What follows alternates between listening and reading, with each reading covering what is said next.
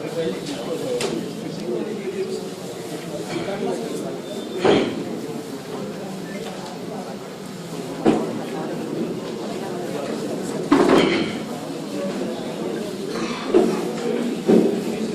we start going on to the next level of the process like joins, we'll just make some final conclusions towards your checks and the basic metadata where your constraint would be existing. I'm just finalizing my table once again with all the compositions in one single place. So let's just start coming with the criteria and composition of select edit plus where we can start identifying if any mistakes are there. I'm saying create table my EMP, then I'm just going with the employee number of O, then I'm just going with constraint my EMP underscore employee number underscore TK primary key, then you're going with constraint my EMP underscore employee number underscore CHK 01. I'm saying check employee number, I just want to say between 1000 and 5000. That's how we can use SQL star-plus operators to make things come into the process. Then we are just going with key name. We are saying wildcard to select 15. Then I'm saying default not given. Then we are going with constraint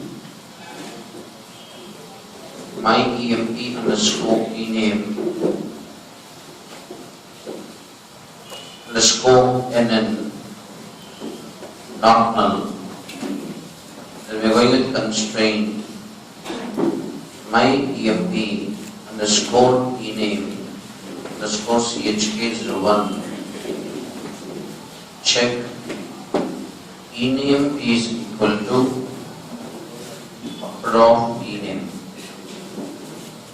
Then you are coming with the criteria of job, let us say varchar 2 of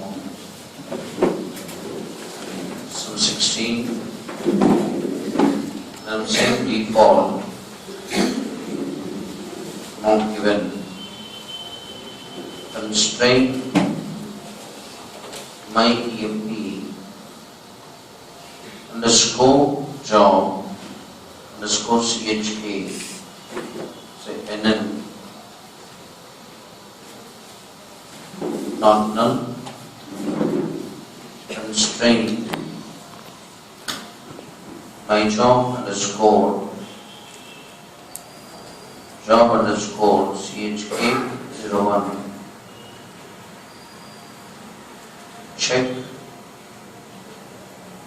job is equal to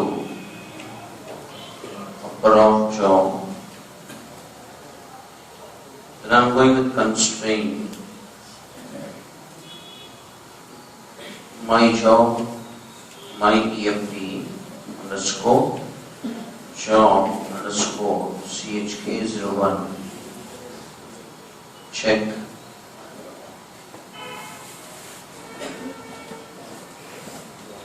job in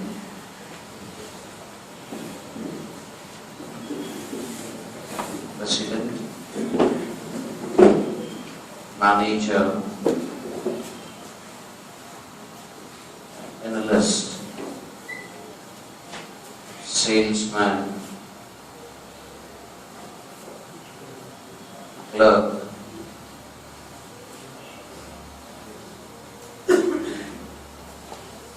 not. So we are closing this here.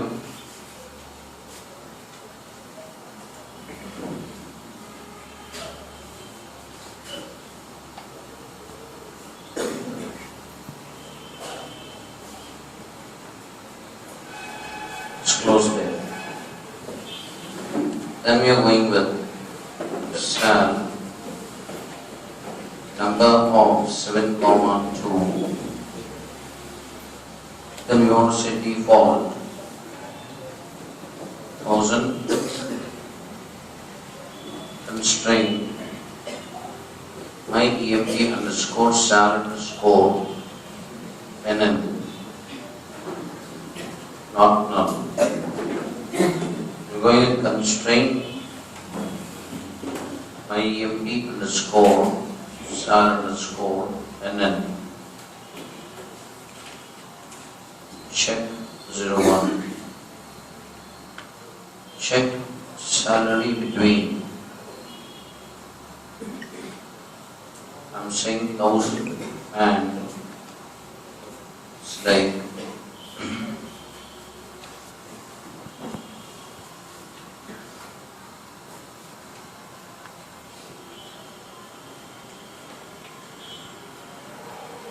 so I'm just trying to say this. Then I'm going with my commission. Solves number of 8, 2. Default 0. Constraint my EMP underscore commission underscore CHK 01. Check commission between 0 and 20,000. That's what we are trying to give for commission. Then we are having hire date, same date, default such date, constraint my EMP underscore hire date underscore NN not.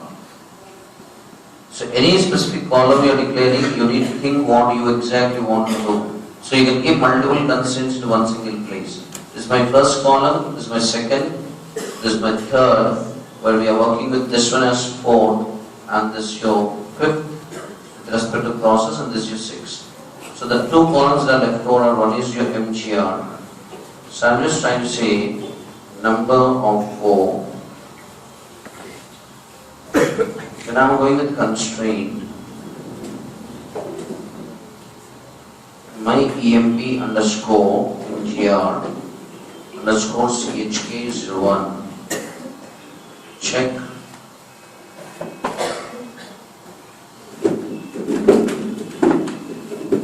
MGR between 1000 and 5000. Now it's a foreign key, I don't keep the foreign key at the column level, so I'm just going with the next one. There's nothing department number. I'm saying number of 2. And we are saying constraint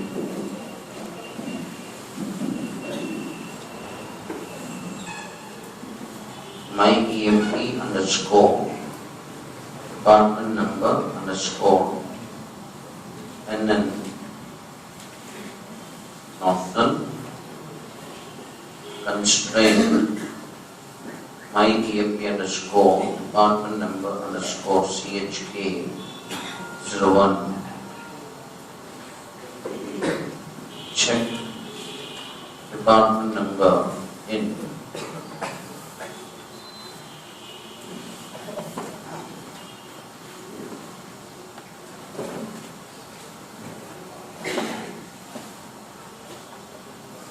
So we are closing this here and we'll go for the sake of foreign key constraints now. Constraint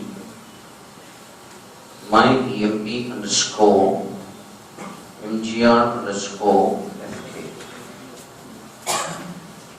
I'm just trying to say foreign key to MGR column. Then we are saying references my EMP of employee number on the lead.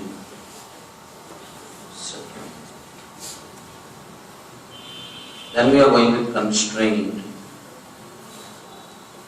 My EMP underscore department number underscore FK.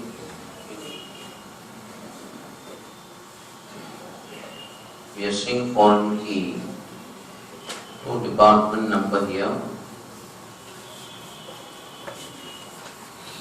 Then we are seeing references. My DEPT of department number. And we are seeing on the lead. SK. Then I'm going with constraint. My EMP underscore total sal check. So 1. I'm saying check salary plus annual of commission comma 0 is always less than or equal to 1 lakh. This is how we can give expression-based constraints. So we are just saying that this should always be less than or equal to this. So expression-based constraint should come only at the table level. Be very, very clear about this. The things are going very well. That's one table. If a simple EMP table what you are using for so many days, if it can be just looking like this with all the constraints, then you can just expect how exactly your tables will go when you are trying to deal with your composition of your real-time constructs where a table could be having more than 125 to sometimes 300 columns also. Now, after compromising many number of issues, it's not like we are just immediately pushing up the process. After compromising many number of issues, a specificational table goes like this. Then I think a real-time table will be more complicated than this, I hope so. You can't expect anything to be more lesser. So, today what we created, we can say it's finally one entity. There's a great deal of difference between the general tables what we speak to the entities. We created one entity in the form of a table. So all tables are not entities, but every entity will be a table, no doubt about it. So entities are nothing but they are more intelligent than the normal state of the tables what you try to create. So according to beginner, a table is nothing but it's a collection of columns and data types. But for a more professional, your tables cannot be just like columns and data types. It's something else than what exactly it looks like, taking all the business rules that could be necessary for the process. All the people are giving resumes with by saying experience, or all those students who keep in their resume saying that we have done projects, maybe your academic project also, I don't care like what kind of project you are keeping.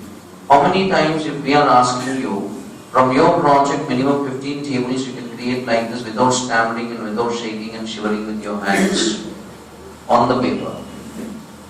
So, your experience and exposure is calculated by the way you start presenting the process.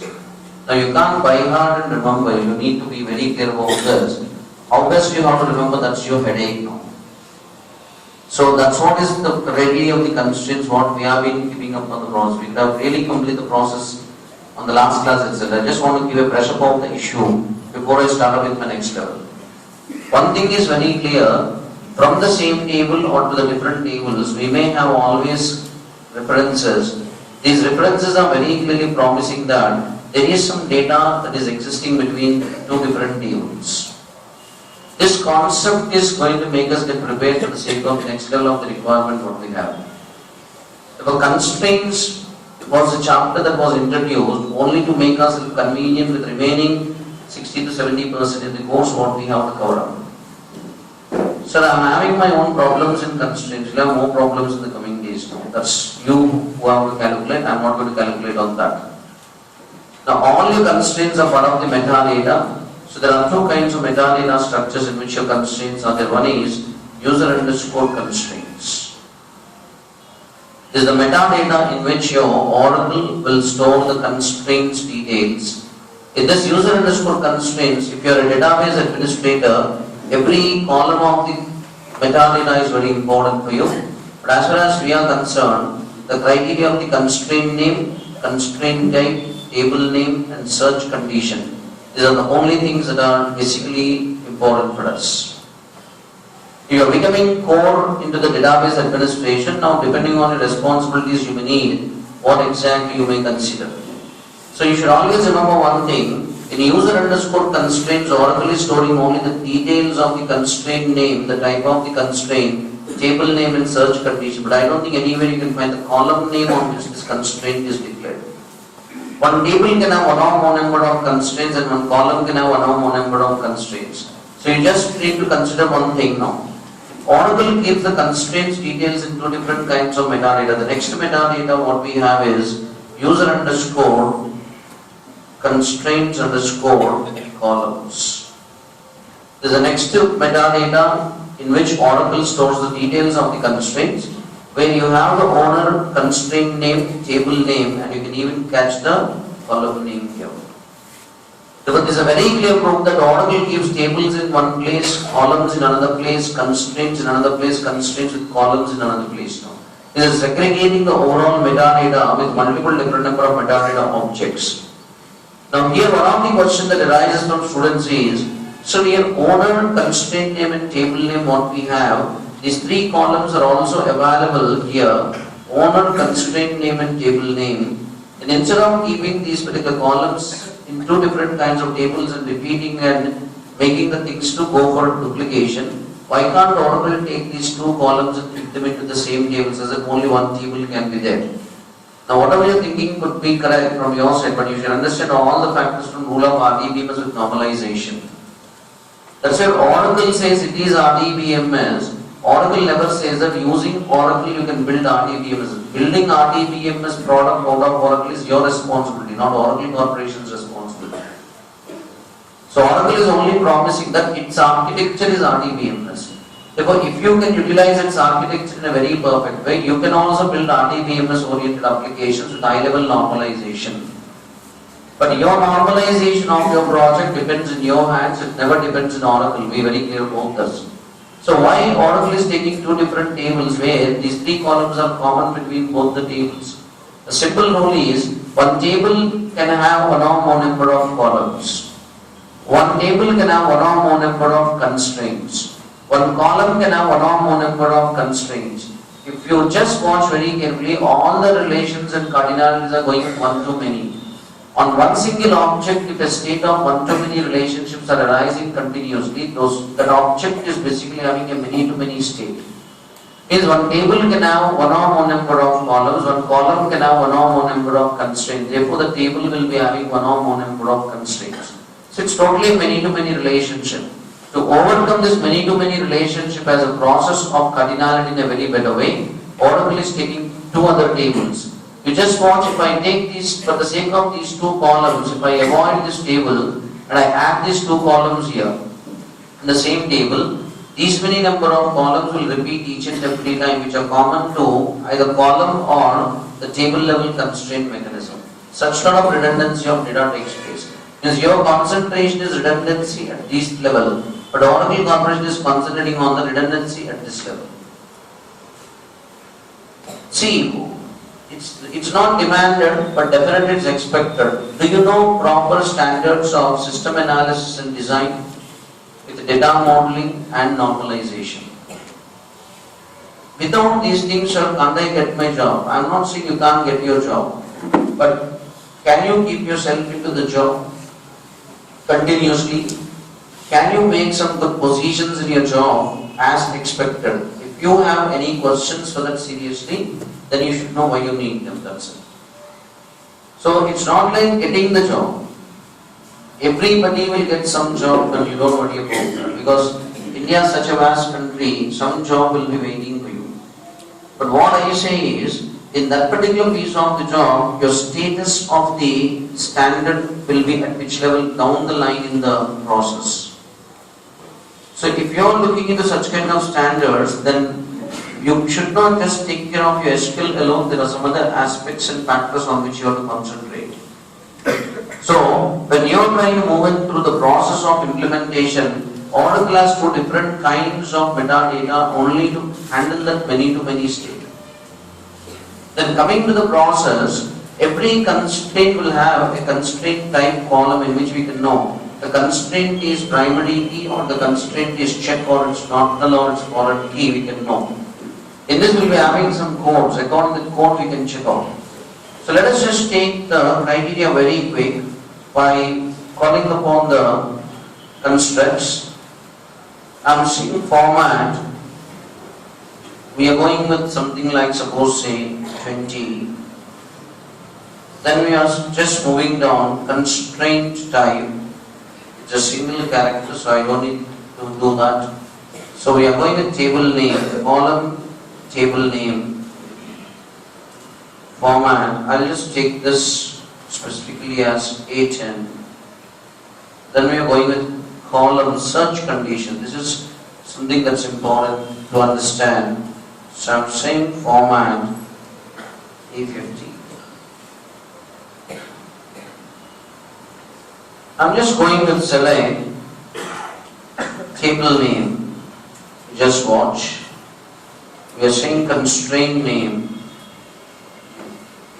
Then we are going with search condition, constraint type. So I'll just say constraint. Then I'm going with search condition. Then we are saying from user underscore constraints, where table name is equal to my DPT, what we created last class.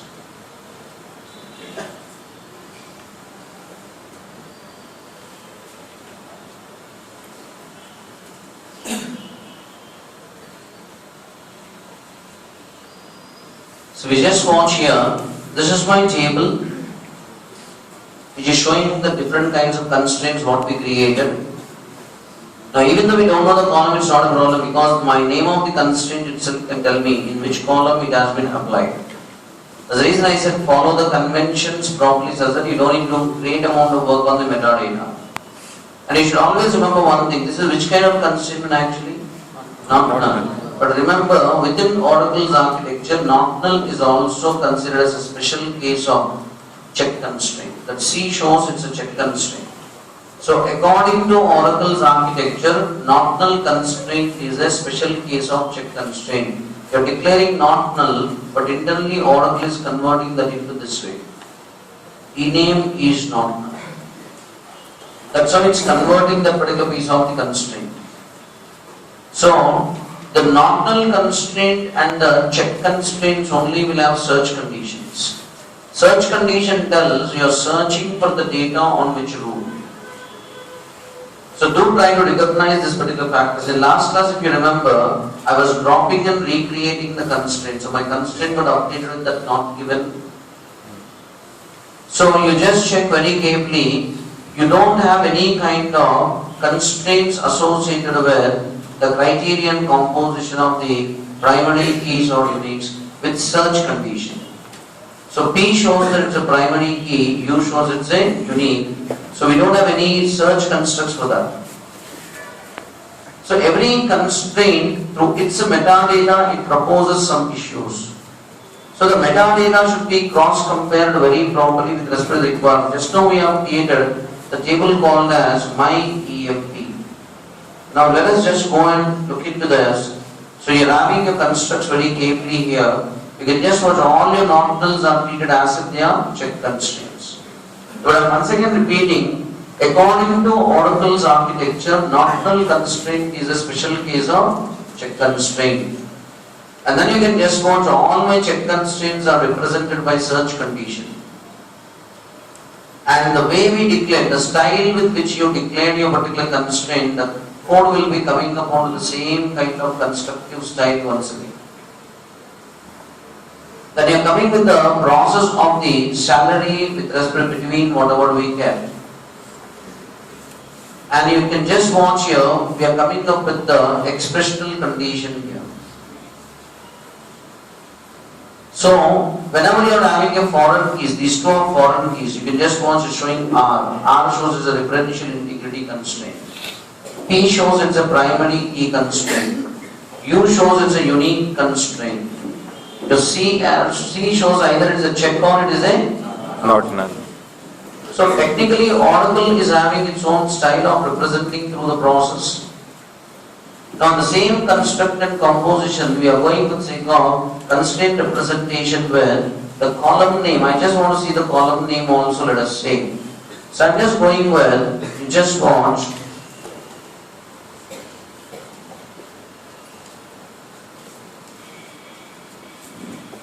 I'm just going with select the table name, then I'm going with my column name, and if you just watch the metadata, with respect to your specification of the metadata, you have a constraint name, but the only thing is search condition will be missing. So I'm picking up the constraint name over there, and you also miss the constraint type. So I'm saying user underscore constraints underscore columns.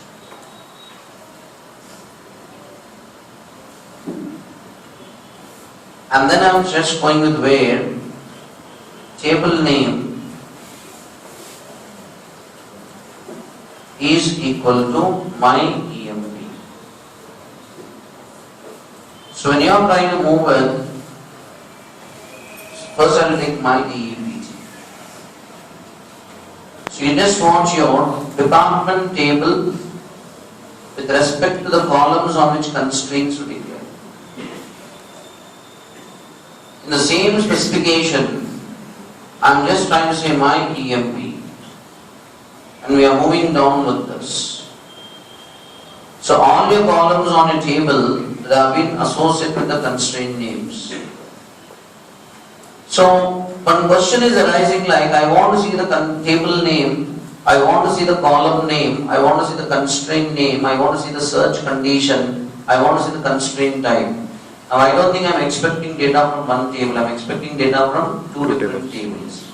All these days our experience is to get the data from one single table. But now I think the issue is coming that we have to get the data from one or more number of tables. The simple thing is, employees details are an employees table, department details are a department table. But I want to see the employee's name, I want to see the designation of the employee. If you want to see the employee's name, you can get this employee name from EMP table. You want the designation, you can get from the EMP table. But I want to see the department name, but I don't think department name is in the EMP table, it is in the department table. I want to see the location, location is not in EMP table now, it's in department, means partially I want few columns from where? The EMP, partially I want few columns from where? The DEPT. If I say like this, these columns which have to come from two different tables, if I really want them, I can get them only when I am querying with two different tables or more than two different tables. That is the only reason we need to get through the concept of multi-table queries.